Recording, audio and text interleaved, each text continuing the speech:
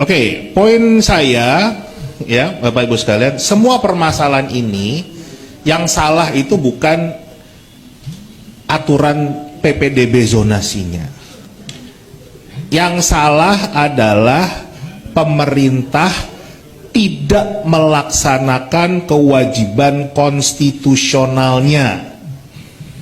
Dan kesalahan kita sebagai rakyat, termasuk wakil-wakil rakyat kita, tidak pernah menuntut pemerintah untuk melaksanakan kewajiban konstitusionalnya.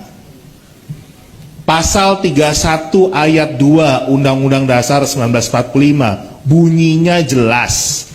Setiap warga negara wajib mendapatkan pendidikan dasar dan pemerintah wajib membiayainya. Sederhana kan?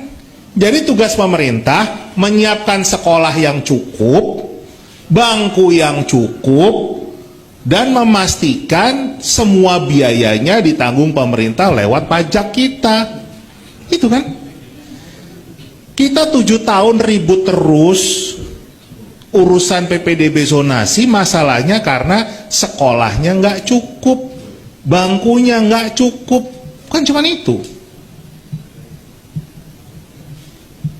Pemerintah lebih suka bangun kereta cepat, bangun IKN, ngurusin rumput, bangun patung daripada bangun sekolahan. Padahal itu adalah kewajiban konstitusional. Kecuali konstitusi kita mau diganti. Tapi kalau tulisannya seperti itu, kan harusnya itu dipenuhi dulu, baru mengerjakan yang lain kan. Saya tidak mengatakan kalau infrastruktur yang dibangun oleh pemerintah itu buruk, bukan.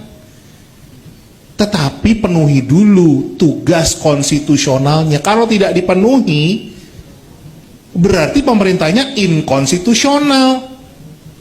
Simpel kan cara berpikirnya? Coba deh, teman-teman wartawan bisa tanya dari level orang Kemendikbud, orang Bappenas, orang Kemenkyu sampai presiden. Kapan sih pemerintah akan melaksanakan kewajiban di pasal 31 ayat 2? Pasti nggak ada yang bisa jawab. Karena kenapa? Nggak pernah ada perencanaan. Di draft RPJPN 2025-2045 juga nggak ada tentang pembangunan sekolah yang cukup untuk semua anak. Ditambah lagi pelanggaran konstitusi yang kedua, pasal 31 ayat 3 bunyinya adalah pemerintah mengupayakan satu sistem pendidikan nasional, satu sistem. Tapi coba lihat yang terjadi sekarang. Pemerintah pusat, urusan PPDB nih akan menyalahkan pemerintah daerah. Ya kan?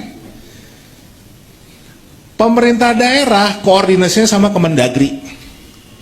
Kemendagri mitranya komisi berapa? Komisi 2. Ya kan? Kemendikbud mitranya komisi berapa? Udah satu sistem nggak? Atau multi sistem tuh?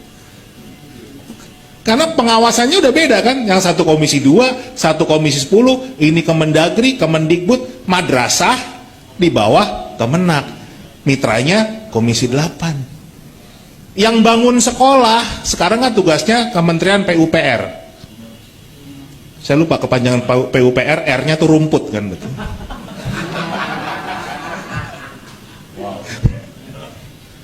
Itu komisi berapa tuh PUPR? Nah kan udah beda lagi kan kita lihat.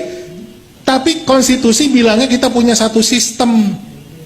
Nah itu lagi yang kita langgar dan kita biarkan. Makanya kacau nih. 642 triliun anggaran APBN pendidikan gak pernah jelas larinya kemana. Bikin sekolah aja enggak.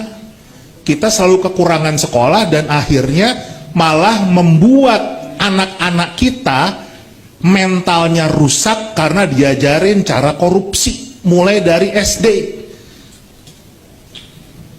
Bicara SDM unggul, enggak, mentalnya koruptor. Dari SD udah diajarin korupsi. Jadi ya, bayar ya kalau buat masuk sekolah. Jadi, apakah ini bangsa yang cerdas? Kalau buat sekolah yang gratis, dia harus bayar 16 juta. Pinter nggak tuh? Nah, buat masuk sekolah yang gratis, dia harus bayar.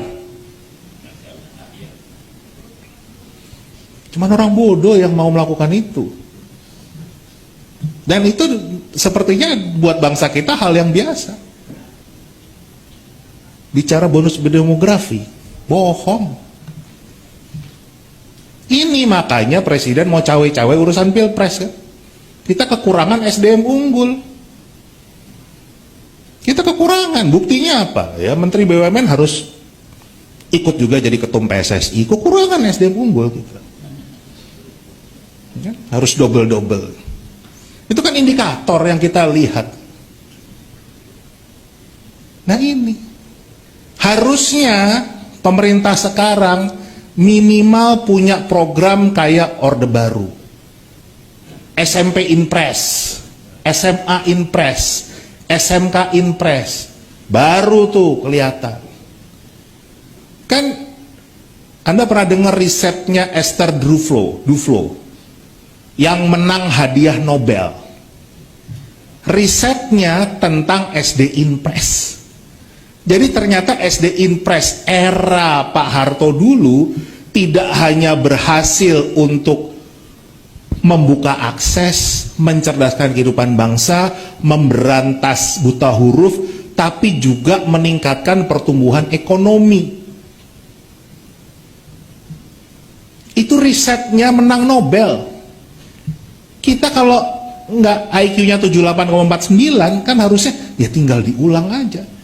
Sedangkan presiden kita untuk menunaikan janjinya pertumbuhan ekonomi akan 7% nggak pernah tercapai.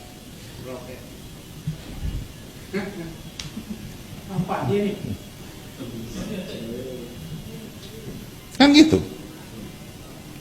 Jadi ini yang harus kita ingatkan.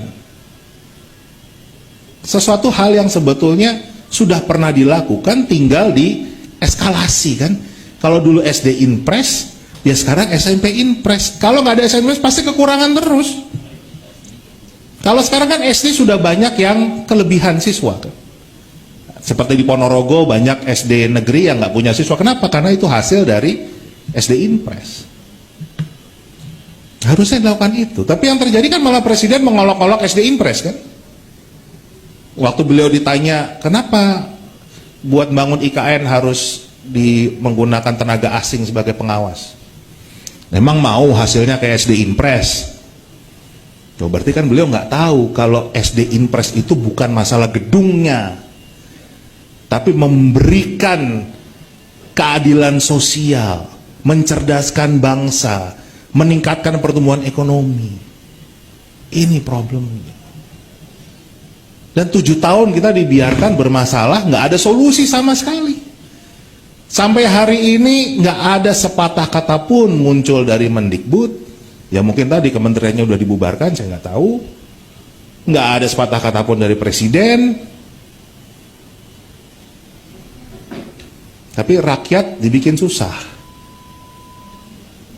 Di Jawa Barat sudah 4.800 siswa yang dibatalkan. Itu baru level SMA, SMK. Padahal mereka berbuat itu karena ya gubernurnya sendiri lebih suka bikin patung daripada bikin sekolah. Dan konstitusi tadi kan mengatakan setiap warga negara harus mendapatkan pendidikan dasar dan pemerintah wajib membiayainya. Kan berarti nggak harus semuanya sekolah negeri. Kita bisa pakai cara anaknya sekolah di sekolah swasta tetapi SPP-nya dibayar pemerintah, bisa kan? Harusnya kan begitu. Kalau mau cerdas sedikit, katanya lulusan Harvard,